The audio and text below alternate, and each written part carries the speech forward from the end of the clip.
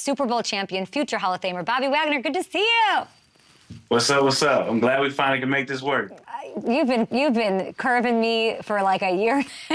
That's not true. It's the East Coast West Coast thing, Yeah. but I'm on the East Coast now. You've been busy. Tell me about how does that? What? It's weird to look at this and see this, Bobby. How are you feeling? I know. I mean, it's nice because my last name's Wagner, so it kind of just flow with it. It works. We need to talk about the Teenage Mutant Ninja Turtles before we go any further. Are you in a new Ninja Turtles movie? I was a voiceover. It's like one of the cartoons, and there's a scene where Splinter's like running into like a bunch of traffic, and everybody's like seeing him for the first time, and I'm one of the guys that yells like, "Is that a cat or a rat?" or something like that. Your line was, it was regarding Splinter, and the line was, "He doesn't look like a rat, he's the cat." Yeah, it was funny because I just was like, they just showed me the scene and the ad lib. I had just went to New York, and I think I was walking around, and like me and my boys saw what I thought was a cat, and it was not a cat. It was a big rat. So it just took me back to flashbacks. I love, I heard you liked my producer Hamilton, who is your biggest fan. Hamilton, do you have a jersey behind you? I didn't even notice. Do we have Hammy? I think I saw it. Ah, nice. Right, we gotta take care of you. Don't worry about it. Yeah, we got to get you that new the Wagner Commanders. We need to get you that. It's really fine. Was it fine print right here? Yeah, it looks good. I have a lot of questions for you because you are a Seahawks legend. You spent 11 seasons there. You are now a Wagner Commander after signing with them this offseason. Schedule release was last night. We're celebrating that, of course. When you saw that bad boy, what's the first thing you looked for? Where do Wagner's eyes go? Grudge matches, revenge games, bye weeks, prime time?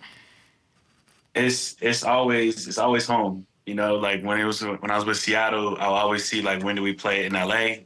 And so now it's like, when do we play on the West Coast? So I know we got Arizona, maybe, I think week 4 or something like that. So it's like, where do you play? And then what are some of the big games? You know, I know there's history here with the Cowboys and things of that nature. So you start to look at those games too and just kind of get a feel of what the schedule looks like. You get Commanders at Bucks to open it, so you get to stay on the East Coast for that one. You got some primetime action early, big one against the Bengals, Monday Night Football. Then you got Week 11 at Eagles. That's Thursday Night Football. That's a beautiful rivalry, I'm sure. The one that jumped out to me, though, Bobby, is that you face the Steelers Week 10, and that might be Russell Wilson. You know, you were in the same draft class. You played together for 12 seasons. You've only played against Russ when you were with the Rams. And you got a nice pick off him in that game, I do believe. Are we getting an encore performance? I mean, hopefully. I mean, Russ and I, our battles go, way back at practice. And so I think, when we were with Seattle, I think both of us thought we would never really have the opportunity to go against one another. It would always be just practice. So it was a lot of like what ifs. And so, the Rams was the first time for us to get to go against each other. And then, hopefully, I win again when we see him as a Steeler. I think you will. I think you might have a good chance to pick him off. I don't know if he'll be the quarterback. Do you think he's going to be the quarterback in Week 11? I believe so. Why?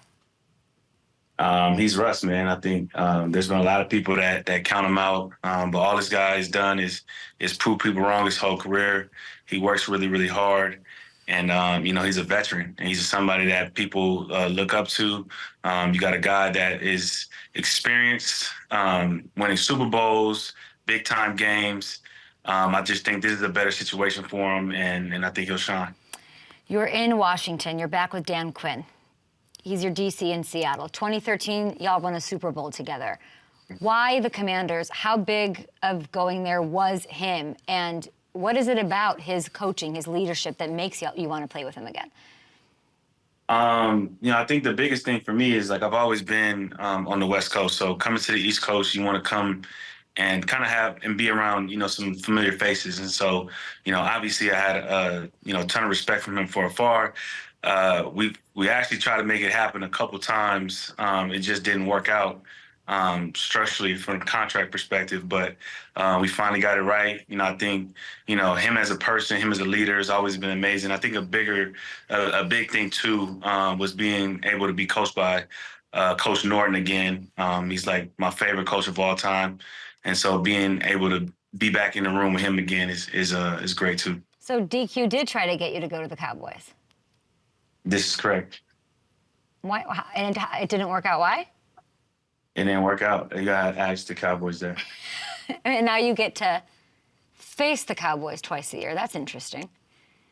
Yeah, but I have no feelings there. It's definitely not on the same level of Seattle, for sure. Oh. Oof. I know. I need you to play Seattle. I need you to go play against Seattle in some situation. You're also reuniting with Ken Norton. I love that, right? Linebackers coach. Mm-hmm. He was your linebacking coach for what? Over 5 years. That's exciting. Man, he was my linebacking coach for a really long time, and then he was my DC for a really long time. So pretty much over half of my career, I've been coached by him at some capacity. So the guy that I'm really familiar with, I know, and again, I'm excited to be around him. I'm liking what I'm hearing, but if you're putting a real big challenge on your plate at this point in your career, right? The defense, it's got talent, but dead last ranking across the board last year. I know that's not happening again because you and DQ and Ken will be there. What, in your opinion, is the ceiling for the defense? And I would love to know, does your role change now? I always talk to veteran players, and at some point they're more like the locker room guy, the coach on the field. You've always been that. You were that as a young player, so that's not changing. Yeah. What does your role change now with this Washington team as it is? I don't think so. I think it's kind of the same thing. I think, at the end of the day, the older you get, the more experience you have, the more people want to, hear from you and want to hear your scars. And I think that's, as a player that's been around for a long time, that's your job, is to share those scars. And so you've been around the game for a long time, so you can understand and kind of be that bridge between the player and coach. There's a lot of great coaches on the staff, but being able to have a guy that can relate the message to the players as well is great. But I think we have a lot of talent and we have a great scheme. And it's really about us being on the same page and bringing that scheme to life. They did a lot of amazing things in Dallas. And, we hope to bring some of that, if not better, here. Who's a player on that defense that you cannot wait to work with? Really, honestly, I'm always linebacker. So Luvu is somebody that I worked out with, back when we were in Seattle. We worked out in the offseason. Then he went and played for the Panthers for a long time. And then, we got an opportunity to finally play together. So that's the first person that come to mind, being able to play with him. I've watched him from afar, watched his growth. He's been an amazing player in this league. So I would have to say him. They're going to learn from you. Jayden Daniels is going to learn from you too, probably the hard way. Though. You know what I mean? I always like to see people from, where I'm from, make it to the league. So I was excited to see his success from afar and then be able to play with him. When we exchanged numbers, we still had the same area code. So I was definitely proud of that. And what does that mean to you? It means a lot because when I was coming out of college, the scouts didn't even go in that area. We were a area that nobody even thought about, bringing. So I think it's cool to see how far it's came and, where it's at in development. There's a lot more guys in that area getting looks and a lot more guys in that area getting opportunities to go play in big division, big conferences. And so I think it's still going up. Bobby, what are the characteristics of an Inland Empire guy? Man, that's a great question. Most of them are chill. It's a comedy, you either chill or you over the top. I think I'm more on the chill side. And then we just good people. Good people have fun. We adapt to any type of environment. And we make whatever place we go better. Love this. Love this. I didn't even see. That's why I have you on the show, because I didn't even put together the San Bernardino, Ontario, California connection. What that means. That's going to play huge in this locker room and on this team. And I think you're the best person to have in a locker room, even on the other side of the ball, to sort of get the best out of Jayden. They're so lucky to have you. But I want to talk about you as a player, because I've hated this, it happens to everybody, but this idea, like, people think that you weren't going to have it anymore when you went to LA. You left Seattle, went to LA, and it's like, oh, it's fine. Like, he's older, he's whatever. Then you go back to Seattle last year, your 12th NFL season, and you lead the damn NFL in tackles again. You do it again. And there's still this narrative that you're getting brought into Washington as a culture guy, I can't imagine that's true, right? No, I mean, I think what people oftentimes, I think they want to, I think maybe Denzel said it, they want to be the first people to call out your rise, and they want to be the first to call out your fall. So I feel like that's what it is. But I think as a player, you get older, you understand it's just noise, and so you don't listen to it. You know, I know what I bring to a team from a leadership perspective, but I also know what I bring to the table on the field. And we have a lot of guys playing in our league that are in my same class that are doing amazing things, like Levante and Demario Davis, and to name a few. And so we just go out there and we show, you know, every year they say I'm this and say I'm that, but then somehow there's a Pro Bowl or All-Pro at the end of the season. So you don't really focus on that. You just figure out how you can get better. You always know there's areas in your game for you to improve. And that's the thing. You just got to constantly improve. The moment you stop learning, stop trying to improve, that's when those opinions become right. But you do have, like, guys to point to, like Patrick Willis. He left the game at 29. Luke Kuechly comes on my show a lot. He was in your draft class. You know, you have a ring. You have the accolades. One of the best players to ever do it. You know you're in the Hall of Fame. Like, you could have retired 4 years ago and you're still in the Hall of Fame. So what are you chasing? I think you chase greatness, to be honest. Like, you watch guys, like even where I'm at, you know, London Fletcher, you got Ray Lewis, you got all these different guys that, you know, did it at a high level for a really long time. And then, too, it's like when I came into the league, you know, everybody talked about how hard it was to get to the Super Bowl. And I was lucky enough to get there my second year, and then they said, it'll never happen again.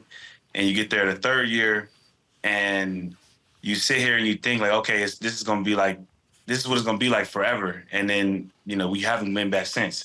And so a lot of it, too, is wanting to experience that again, wanting to get back to that big game, and then also be a part of something. When I was in Seattle, you know, we were still building something. And so it's special when you build something and you see the work and you see everything come to fruition. So it's kind of the same feel with the Commanders. You're trying to build something. You're trying to, you know, turn this program into a great one, and we have the pieces.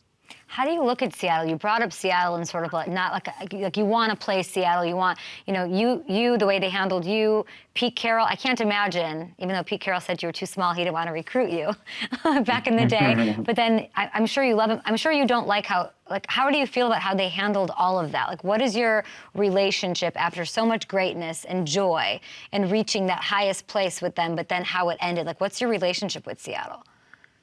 My relationship with the city is always amazing, like always great. My relationship with the players and the staff and the people that work there is always great. I just think that some of the upper management didn't handle things the right way, and it is what it is. It's part of the business. You know, you always have those things, and I'm sure they'll get worked out over time. I'm not somebody who holds grudges. Or anything like that. So I think that's kind of where it stands.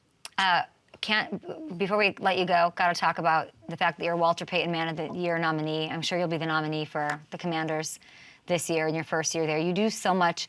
You have obviously like a fund that is near and dear to your heart that I'd love for you to tell everybody about and how we can support it. Yes, it's called the Feeding May Fund. It's named after my mom. And last year we did a comic book, and the comic book was centered around basically how to recognize the signs of stroke. And I think that was special to me because one is a comic book. I'm a super big comic fan, obviously Ninja Turtles, but I think the inspiration from this came from the Spider-Man movie. And so being able to put something like this together for my mom to help people was really great. We've raised a lot of money so far, and all the money goes to helping stroke patients, recover after their stroke. And you can go to the website. We have it down there. We'll, of course, tweet it out to help with that fund. Yes, please. Supporting stroke awareness and education. And if you're ever doing, like, a charity thing, or if I can help, if our show can help, like, we donate to stuff all the time. So, like, I would love to do that. It's really beautiful. Okay, that would be great. What are you going to do what are you going to do when you hang it up?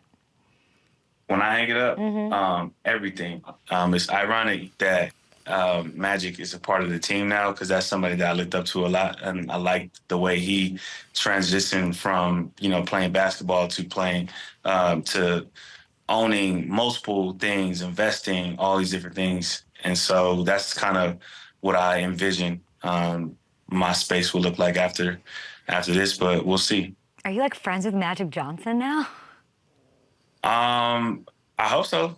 He called me right after I signed. What? And so that was one of the coolest moments.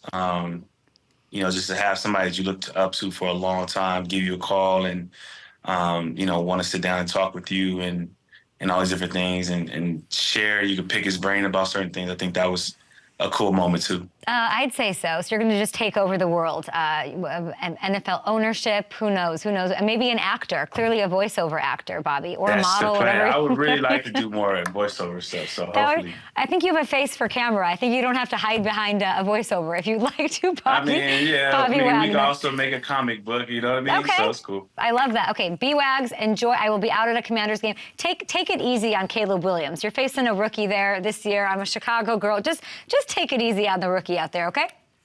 No rookie level, man.